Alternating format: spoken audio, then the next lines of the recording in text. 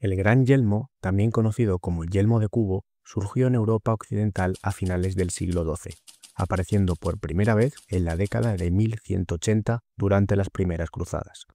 Su diseño era simple pero imponente, un casco cilíndrico con laterales planos o ligeramente curvados, estrechas rendijas para los ojos y orificios perforados para respirar.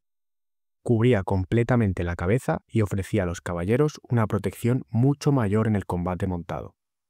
En el siglo XIII se convirtió en el casco icónico de la clase caballeresca. Se usó ampliamente en los estados cruzados, Francia, Inglaterra y el Sacro Imperio Romano Germánico. Aparece representado en manuscritos como la Biblia Maciejowski, donde los caballeros chocan con este diseño pesado en forma de cubo. Cascos de este tipo estuvieron probablemente presentes en batallas como Bouvines en 1214 y a lo largo de la Tercera y la Cuarta Cruzada. Y aunque finalmente fue sustituido por el bacinete, el gran yelmo simbolizó el apogeo de la guerra cruzada. El yelmo nasal fue uno de los primeros cascos verdaderamente medievales, surgiendo en la Europa occidental y central a finales del siglo X y manteniéndose popular hasta el siglo XII. Evolucionó a partir del spangelhelm cónico de la era vikinga. Normalmente se fabricaba de una sola pieza de hierro o acero, con una cúpula alta, cónica o redondeada.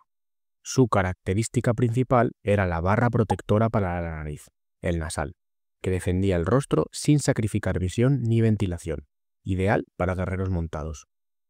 Este casco se convirtió en el estándar para caballeros y soldados en toda Europa durante el periodo normando. El tapiz de Bayeux, creado en la década de 1070, lo muestra de forma famosa en los caballeros normandos en la batalla de Hastings. También aparece en manuscritos posteriores, como la ya mencionada Biblia Maciejowski, y aunque en el siglo XIII fue reemplazado por yelmos más cerrados, como el gran yelmo, el nasal simbolizó el auge de la caballería pesada medieval temprana. El bacinete surgió en Europa occidental a finales del siglo XIII, evolucionando del simple gorro de acero conocido como cervellera. A diferencia del pesado gran yelmo, era más ligero y permitía mucha mejor visibilidad y comodidad. Su forma típica era una calota redondeada o apuntada, a menudo con un aventail de malla para proteger el cuello. Las versiones posteriores incorporaron viseras, incluido el estilo apuntado cara de cerdo, que añadía protección extra sin impedir la ventilación en el combate. En el siglo XIV se convirtió en el casco más común en Francia, Inglaterra y el Sacro Imperio Romano Germánico. Aparece con frecuencia en crónicas y obras de arte francesas del siglo XIV. Tanto caballeros como infantes lo llevaban en escenas de asedios y batallas.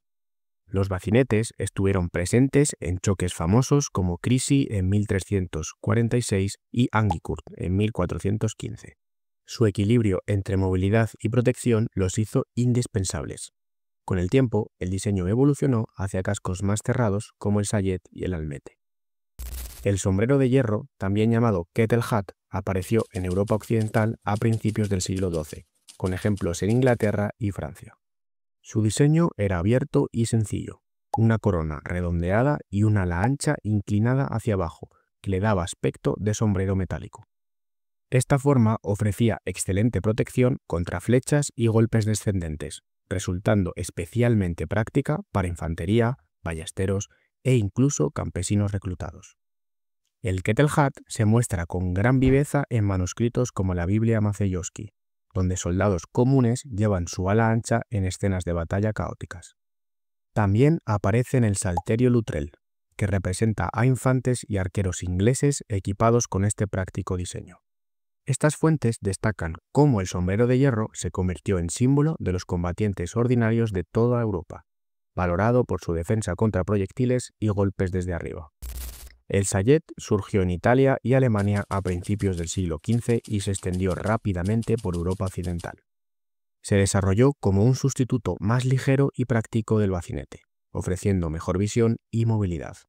Su diseño típico incluía una calota redondeada, una cola larga en la parte trasera para proteger el cuello y, a menudo, una visera móvil. Además, en algunas regiones se combinaba con un bebor para cubrir la parte inferior del rostro y la garganta. A mediados del siglo XV ya se había convertido en el casco dominante para caballeros e infantes en Francia, Inglaterra y el Sacro Imperio Romano Germánico. Su popularidad se refleja en manuscritos como el libro de Talbot Shrewsbury, donde los soldados llevan los característicos diseños redondeados con cola.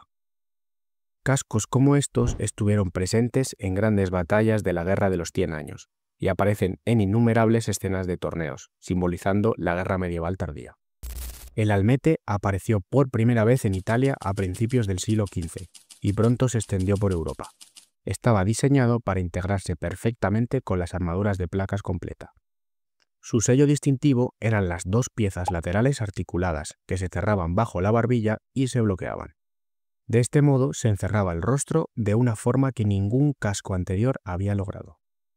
Junto a su calota redondeada, algunas versiones incluían un pequeño pestillo en la visera que permitía levantarla con el guantelete durante el combate o en los torneos. A mediados del siglo XV se había convertido en el casco estándar de los caballeros en Italia, Francia y Borgoña. Aparece en los triunfos del emperador Maximiliano I, un libro de festivales encargado por Maximiliano I del Sacro Imperio Romano Germánico, y también en batallas como Castillón, en 1453. El almete siguió siendo popular hasta bien entrado el siglo XVI, hasta que cedió el paso al conocido casco cerrado. Estos han sido 6 de los cascos más reconocibles del periodo medieval, desde el sencillo yelmo nasal hasta el contemporáneo almete. Cada uno refleja las demandas cambiantes de la guerra con los años. Juntos muestran cómo la armadura siguió evolucionando a lo largo de los siglos. Si quieres ver más desgloses como este, estudios de armas medievales o lo que no te cuenta el cine sobre las batallas medievales, este es tu canal. Suscríbete y gracias por verme.